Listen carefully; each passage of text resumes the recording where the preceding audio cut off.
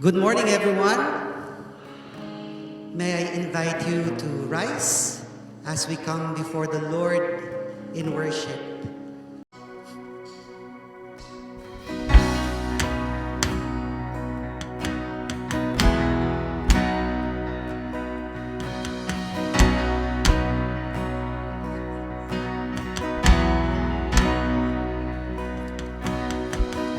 I'm calling on the God of Jacob,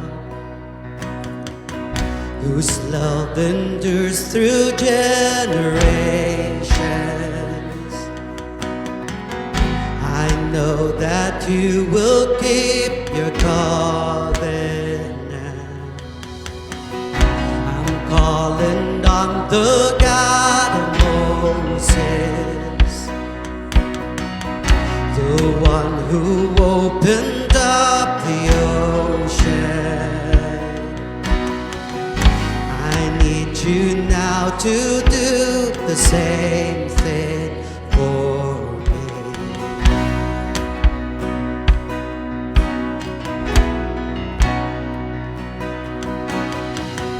Oh God, my God, I need you. Oh God, my God, I need you now. How I need you now. Oh rock of ages, I'm standing on your faithfulness, on your faithfulness.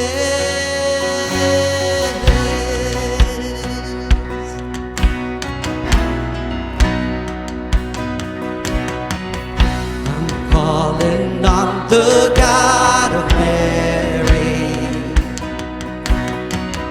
whose favor rests upon the lowly. I know with you all things are possible. I'm calling on the God of David, who made the shepherd boy courageous. I may not face Goliath, but I've got my own giants. Oh God, my God, I need you. Oh God, my God, I need you now. How I need you now. Oh rock of ages, I'm standing on your faithfulness, on your faithfulness. Oh God, my God, I need you. Oh God, my God, I need you now. How I need you now. Oh rock of ages, I'm standing on your faithfulness, on your faithfulness.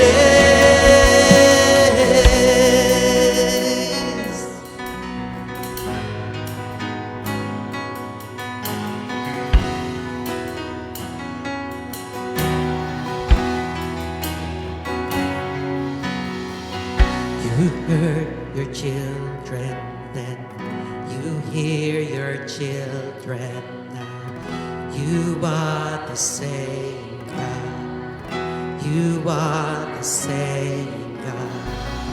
God answered prayers back then, and you will answer now. You are the same God. You are the same God. You are providing then. You are providing now. You are the same God. You are the same God.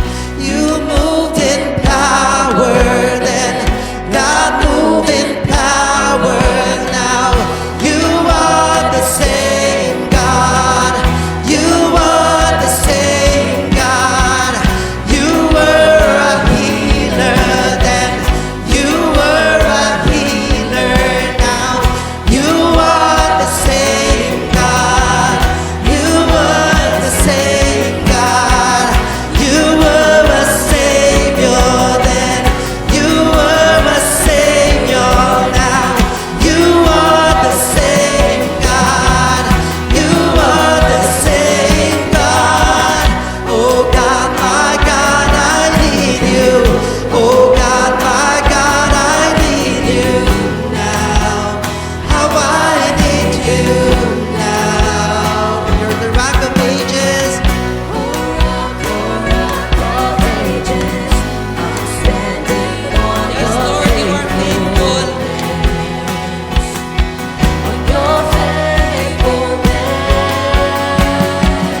Oh God, my God, I need you.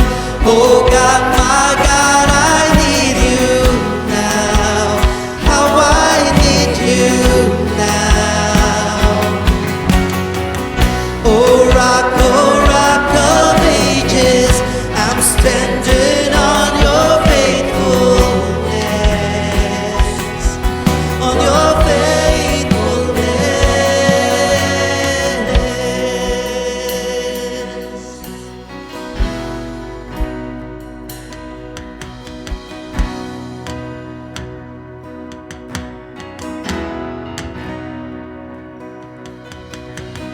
I'm calling on the Holy Spirit, Almighty river, come and fill me again. Come and fill me again. Come and fill me again.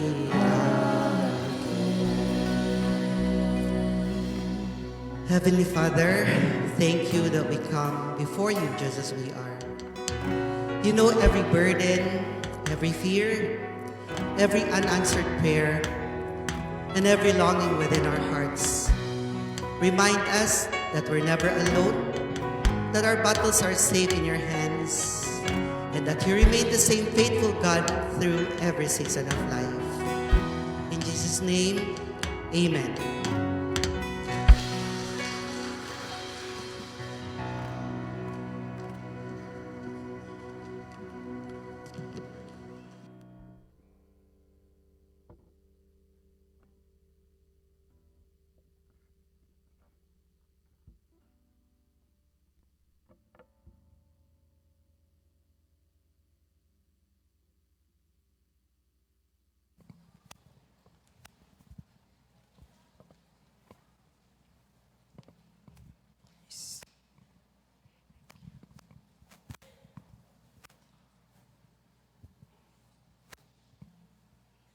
Maayong aga sa aton tanan.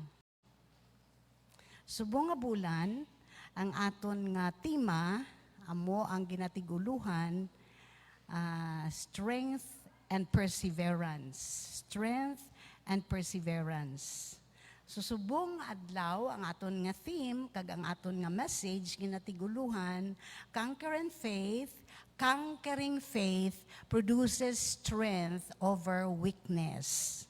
Makita ini sa Ephesians chapter 3, verses 16 and verse 20 to 21. Shall we all rise, please, as we claim these promises from the Word of God? Ephesians chapter 3, verses 16 and 20 to 21. Let us all read this in unison. Let us begin. That he would grant you, according to the riches of his glory, to be strengthened with might through his Spirit in the inner man. Now to him who is able to do exceedingly abundantly beyond all that we ask or think, according to the power that works in us. To him be glory in the church by Christ Jesus, to all generation forever and ever. Amen. Let us pray. Father, we give you praises and thanksgiving for the trials, the giants in our life, in our race of faith. Salamat Ginoo sa pag-remind mo sa amon nga sa sinitanan nga amon gina-experiensyahan, pagtilaw, kabugaton, problema, kakulangon, kalisod, paghibi, wala kami nagaisahanon. Because in our weakness, we renewed and get our strength from you alone. We pray, Father, that you will bless us as we meditate, as we trust in your promises that you never change at all. You are the same yesterday, today, and forever. and we claim your goodness, your faithfulness, your mercy. You as our healer, Lord. We are more than conquerors through Him who loves us, who gives us the victory through our Lord Jesus Christ, our almighty, powerful God. We claim your promises today. We grant, Lord, that you will bless all that are sick, restore good health, healing in the name of Jesus, and by your stripes, we will all be healed. We remember to pray for Dr. Tabaris, who is in bed today. Your presence will be upon her and your healing. We also pray for Jing Jing, still with all the tubes in the ICU. We trust, Lord, your will, your healing, and your power to restore his health is in you and you alone. Give him faith, conquering faith. We also pray, Lord, even for those on the way. Si Dr. Mark, kag iya pamilya na lukpan sang guma sa dalan, Lord. We trust that somebody will come and help them, Lord, so that they will be able to worship with us today. Thank you for each one present here, our visitors, our acquaintances. May they will be blessed from your word. And your word will give us strength all through the week as we travel in this road to heaven. In Jesus' name we pray, Amen and Amen. Magapungko kita tanan, kag madamo gid nga salamat. So our message today is entitled, Conquering Faith Produces Strength Over Weakness. Ang madinalagon, kag mabakod nga pagtuo, nagabunga sang kusog. Labaw kay sa aton, kaluyahon, kag weakness, kaluyahon. Maluya. The question is, ang pamangkot amo ini, do you have the faith to victoriously face life challenges? May pagtuo ka bala nga maatubang nimo kag mangin dalagon ikaw sa pagatubang sining mga panghangkat sa imo nga pagtuo kag sa imo nga dalanon padulong sa pagtulok naton kay Kristo Jesus adlaw-adlaw? Madamo sa aton nagatubang sa mga panghangkat, eksperyensya sang sitwasyon through severe testing, mabugat nga mga pagtilaw, mabugat nga mga eksperyensya kag circumstansya sa kabuhi, nga hindi magatudlo sa aton sang pagtuo sa Dios kag sa iya gahom.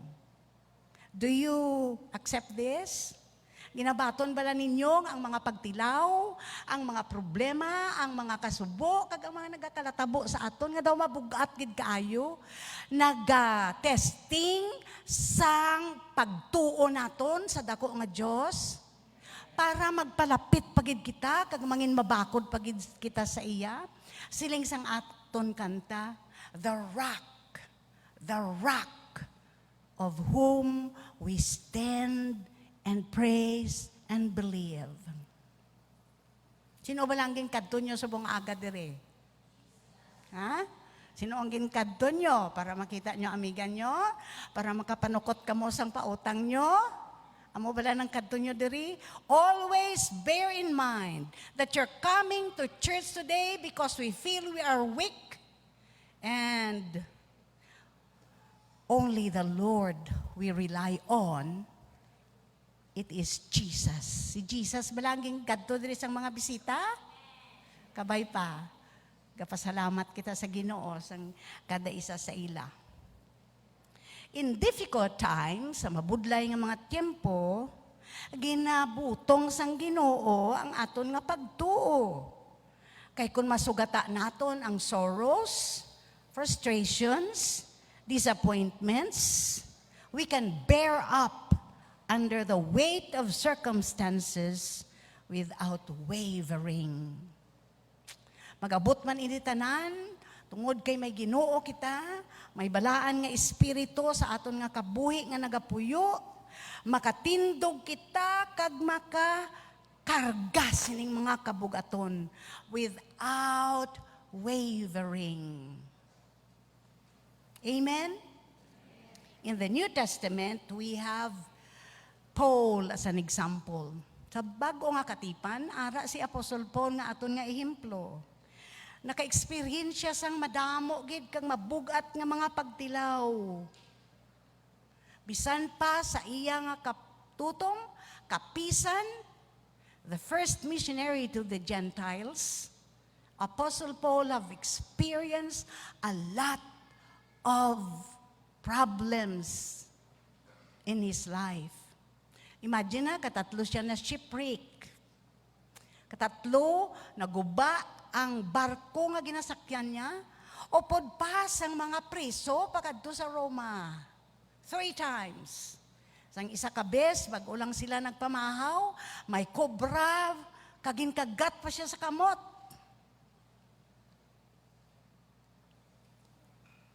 And yet all of these experiences in his life did not stop him to praise, to worship, and to serve the Lord. He got very sick. Nagmasakit gid siya tudo. Kag namang ngayo siya sa Ginoo 3 times. Ask the Lord for healing. And in 2 Corinthians chapter 12 verse 9, he said to me, siling ni Apostle Paul, kag naghambal ang Ginoo sa akon, my grace is sufficient for you, that my strength is made perfect in weakness. Therefore, most gladly, I will rather boast in my infirmities, that the power of Christ may rest upon me. God's grace is sufficient. Anong sabat sang Ginoo sa iya, katatlog siya na ngayo sa Ginoo. Ginoo, kuha ining tunok sa akon nga unod. Lord God, please take the thorn in my flesh. And the answer of Jesus is, my grace is sufficient for you. Ang akong grasya, sobra-sobra, nga sufisyente sa imo, Teacher Nessie. Sa imo, Bitche. Sa tanan, nga nag-experience siya sang dalagko nga pagtilaw. My grace, siling sang Ginoo is sufficient. Sa daan naman nga katipan, pagadalon ko kamo sa pagtuon naton sa kabuhi ni Haring David. Kaga inagin kanta man naton ina. There came a point in the life that he was experiencing a lot of frustrations, heartaches, disappointments, sorrows. This plagued him and his existence. Yet in the darkest of times, David knew he was not alone. Damo gid sang na-experience ni Haring David. Pero sa kadulom sang iya nga experience sa iya nga kabuhi, nagpabatsyag gid ang Ginoo sa iya nga hindi siya nagaisahanon. Sinong iya kaupod? Ha? Sinong iya kaupod? Ang Ginoo. God develops David childlike faith and trust until it became his conquering faith. The result is a strong, unshakable faith and belief in God. Sang isa ka adlaw, his father called him. Tatay ni David sino? Si Jesse. Sino tatay ni David? Sila nga, David, ikaw man ang pinakabata, lakat ikaw dito sa patag-awayan, dalan mo sang keso, sang sudan, kag mga pagkaon ng imo mga utod, kay dito sila nga tatlo, soldado, may battle, may gira. Ang kontra sang Israel, amo ang mga Filistinon. Hasta subong, kontrahanay gihapon. Tob-tob sa pagbalik sang Ginoo, kontrahanay gihapon. Panumdumon nyo ina. Pag-abot dito ni David, gabit-bit siya, may dala pa siya para sa mga general, para sa mga kapitan, may dala man siya. Nga mga keso, sa ito pagaling nga panahon may keso, you know, the best cheese in the world is in Israel. So dalon niya, samtang nagalakat pa lang siya, mabatyagan na ni David, nga kalinong, nga daw wala sang gira. Samtang nagapalapit siya sa kampo to go to the battlefield, it was very quiet. He only hear a mocking, loud voice of a very strong giant. And what is his name? Goliath. Abi mo kung ano ang nagbagrong sa dulonggan ni David? Ang pagmulay ni Goliath sa Diyos. Kag ang paghikay ni Goliath sa mga Israeli noon. Tiling ni David, ha? Abi ko, madulong lang ako sang mga pagkaon para sa mga soldado nga akon mga utod. Gamay pa siya eh. Abi ninyo ano lang ang dala ni David? Ang mga balon nga yabit-bit, ang tirador nga nasablay diri sa iyang abaga, kag ang bulutangan sang mga bato nga ginagamit niya ini tiro sa mga wolves, sa mga leon, kag tigre, nga nagakadto, kag nagaatake sa ginabantayan niya nga mga karnero. He was a shepherd boy. But in his faith, he already have faith in God in his life. Gamay pa siya. Ayan ang kadako niya, si Inder. May pagtuo na siya sa Ginoo. Kag naakig siya, sino inang nagahikay sa akon buhi nga Diyos?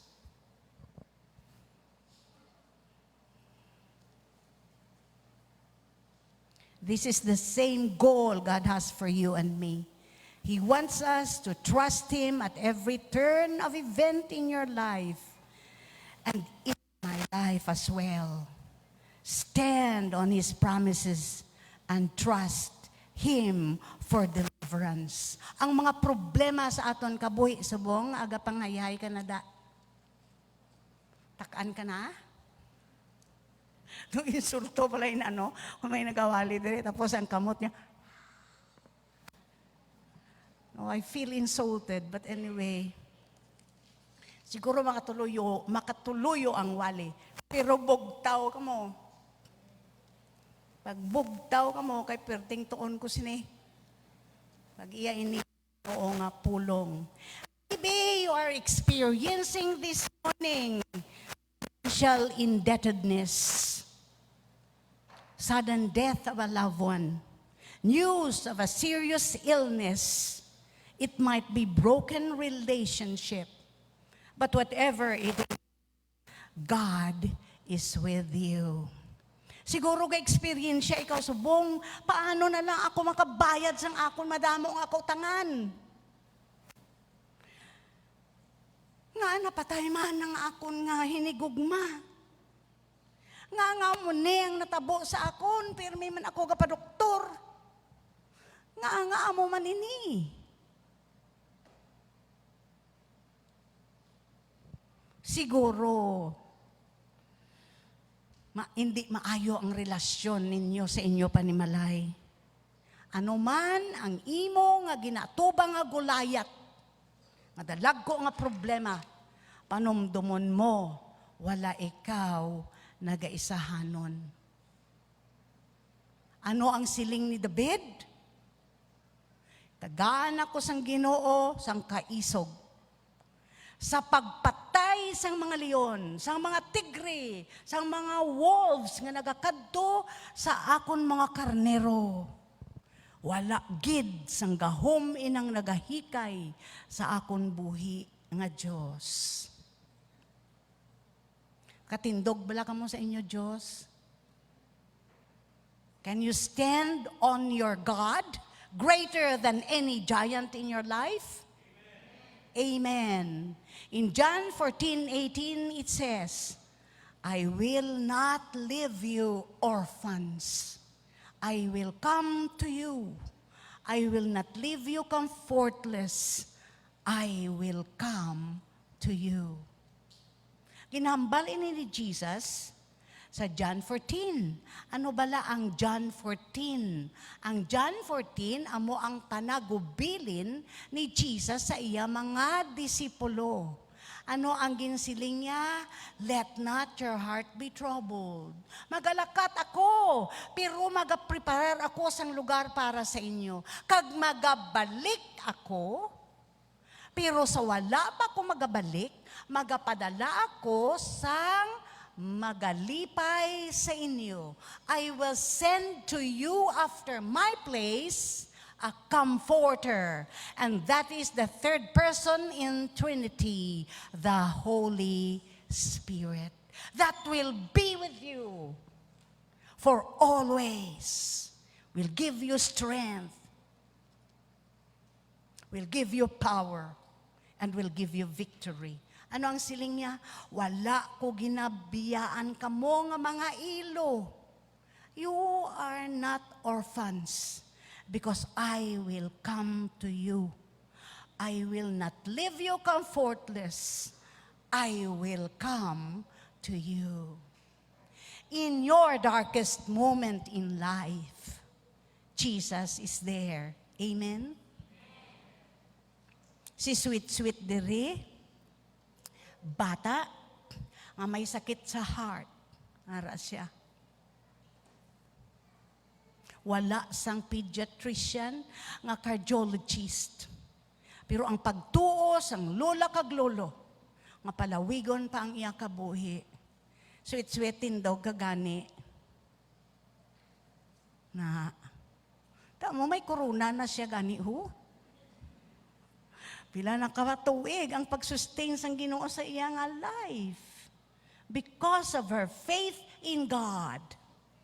Textmate kami. Always leaning on the Lord. Ikaw iya. May pagsalig ka bala? O kung sa imo journey of faith, nag-abot ang problema, nag-atubang ikaw sa tornado, nag-atubang ikaw sa bagyo, ay, ano man ang Diyos ngayon naman.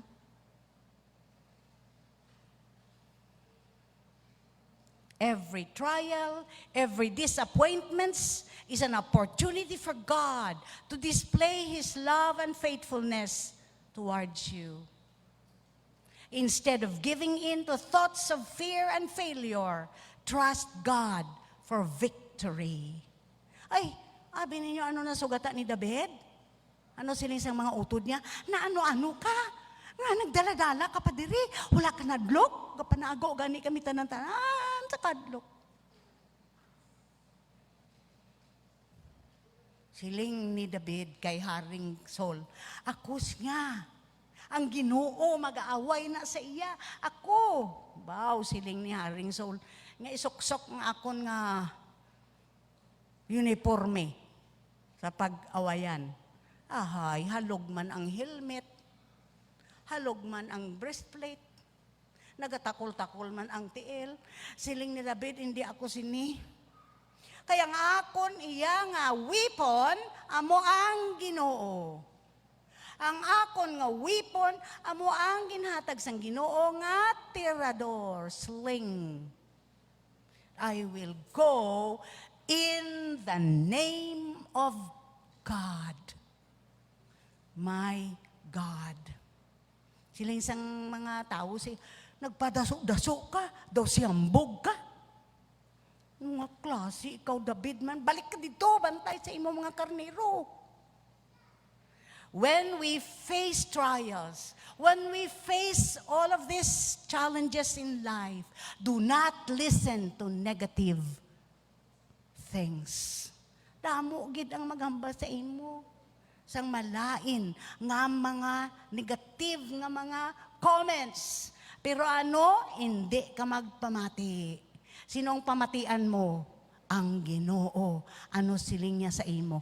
I will be with you. You are never alone. Trust me. Siling sang Ginoo. Instead of giving in to thoughts of fear and failure, trust God for victory. Psalm 56:3. Anong ginahambal dira? Whenever I am afraid, I will trust in God. May kahadlok gid man kita ba? Hindi bala? Anong aton kahadlokan? Nadlok kita mapatay. Nadlok kita ano matabo sa aton mga kabataan. Nadlok kita magbiya sining kalibutan. But ano ang siling? I still have plan for your life. Ano ang siling niya sa John 10:10? I came that you might have life and might have it more abundantly, that it might be full and meaningful. Gamiton pa ikaw sang Ginoo. May isa ka bata nga dalaga, nagabantay siya sa bus stop, gahulat siya sang bus. Pero sa sina nga lugar, pirmi lang dira may pinatyanay. A young woman was waiting for a bus in a crime-ridden area. Pagsamtang nagahulat siya dito, nagpalapit ang pulis. Miyara kita diri, dua ka pulis, ng membro. Miyara man kita isa ka traffic enforcer. Wala ka mas nakabalo, no? Wala ka mas nakabalo, kay wala ka mo naga-fellowship. Sulod lang ka mo, simba, pongko, pamati, pauli. Way, gani ka mo kakilala kung sinong ingod nyo sa pulungkuan. Ako na ingod ako dito kay Mr. Kalansa. Nag-brush siya sa City Mall. Ngingod mo yan, kilala mo?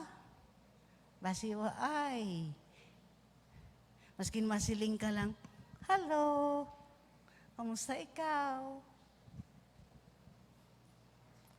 Christian, fellow o pod sa isa ka ship.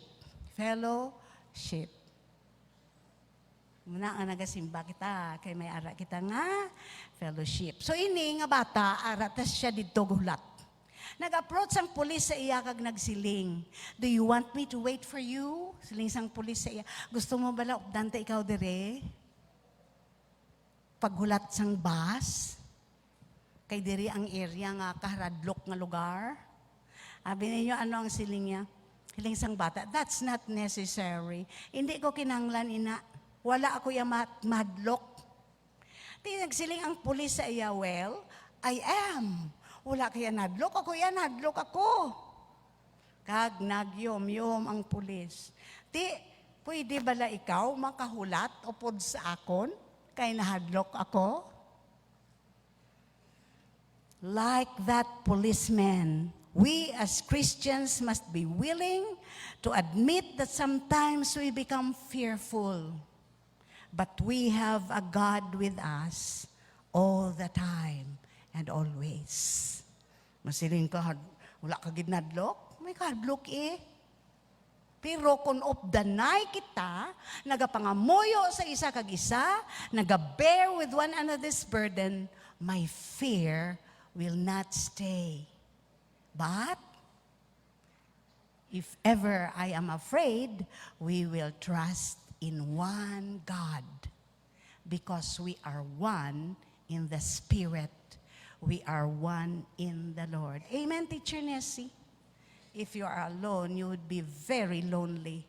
But because you are in a household of faith, you have never to be afraid. You have God, and with you, we can be one in faith and one in the Lord. Ano naman ang ginahamba sa Psalm 31 verse 14? But as for me, I trust in you, O Lord. I say to you, you are my God. Tanan gid kita magasalig sa sini nga promesa sang Ginoo. Panomdumon nyo bala sa tion sang inyo nga kabuhi nga nag-abot ang dako nga problema nga daw hindi na ninyo masarangan, yet God keeps His promises. Natabo na bala ina sa inyo kabuhi nga daw gaisahanon ka lang, pero kung wala ka sang Ginoo, makulbaan ka gid kag mahadlok ka. But praise the Lord, we have a God to whom we can go. Ano ang sinisang aton nga kanta kagaina? But I have the power on my knees because I have a conquering God, a victorious God. Anong imo nga weapon? Ang imo nga, nagkanta ka mo kagaina, ano to? But I kneel on my knees because I have a great, big God. You fear frustration? We face it. God is able to deliver more than able. And God will fight for us. Sino nagapag-away para sa aton? So dapat wala kita madlok? So si David naglakat dito at to si Goliath gasinggit. Ikaw lang? Ano ka mo nga mga Israelinon? Padalaan nyo ako sang bata nga sipunon? Kag mag-away sa akon? Ay, ot doon ko lang ang iyas na nga ulo kag ipakaon sa mga pispis. Basahan nyo bala ang 2 Samuel. Pero ano ang siling ni David?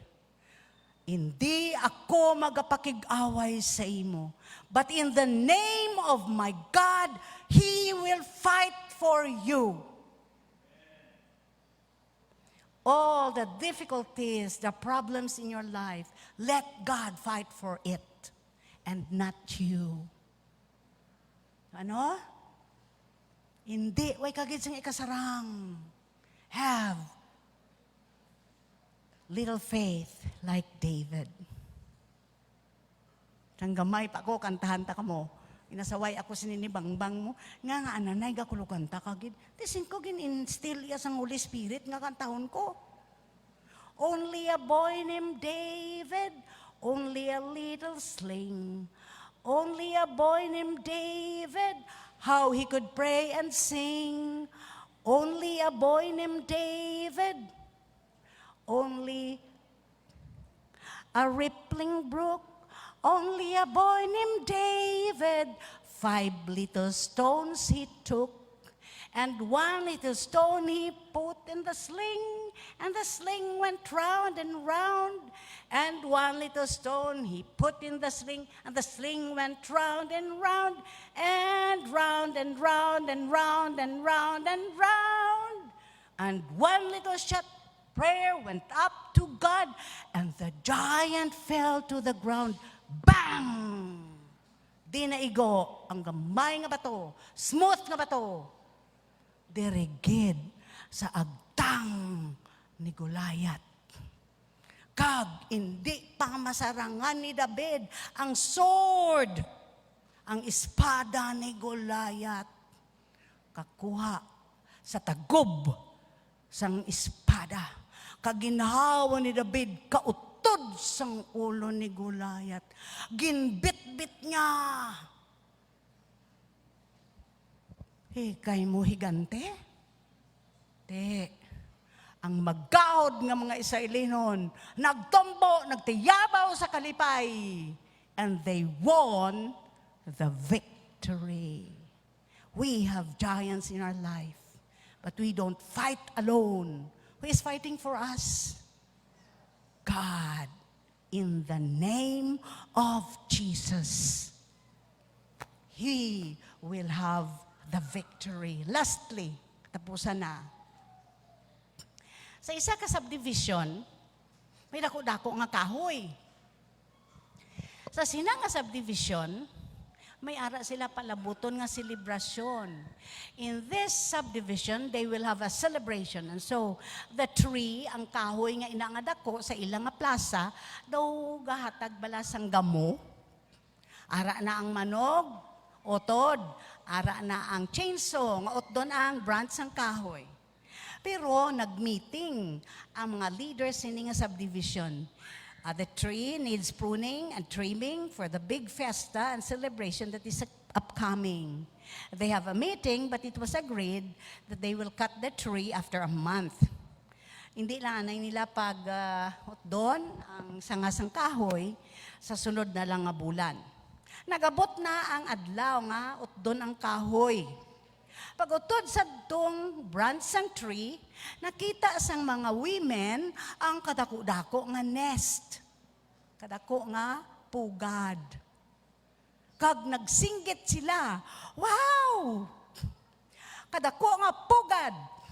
Pugad gani kundi may mga eggs, kag may mga buto, pero wala nang buto, wala na sang eggs. Ginabrihan nila ang nest, ang nagahapin sa pugad, sang nest nga to, kadako-dako nga papel, nga nasulat didto, in God we trust. Aksidente lang bala? Nga wala gin utod ang kahoy? No. Because even the bird trust in God.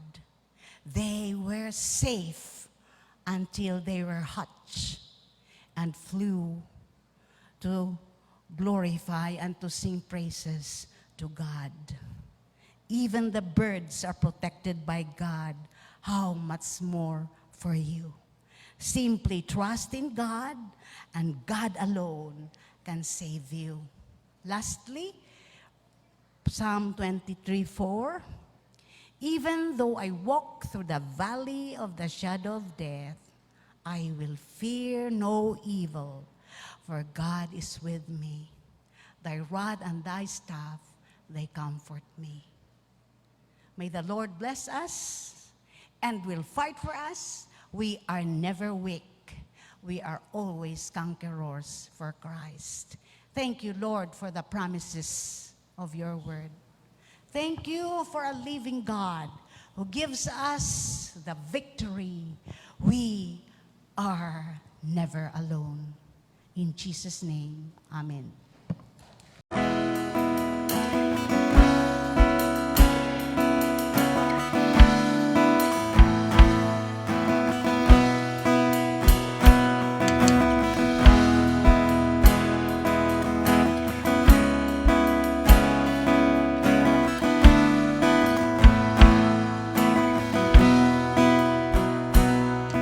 We stand here together as a family. We join hands together, lifting praises to the Father above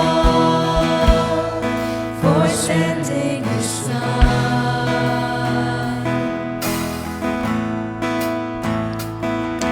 We've chosen together as a family to serve Him forever, knowing nothing else will matter in time. We made up our minds.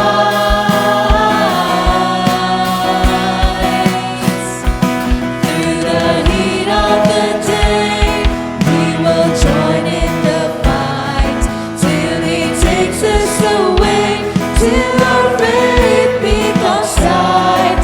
As for me and my house, we will serve the Lord.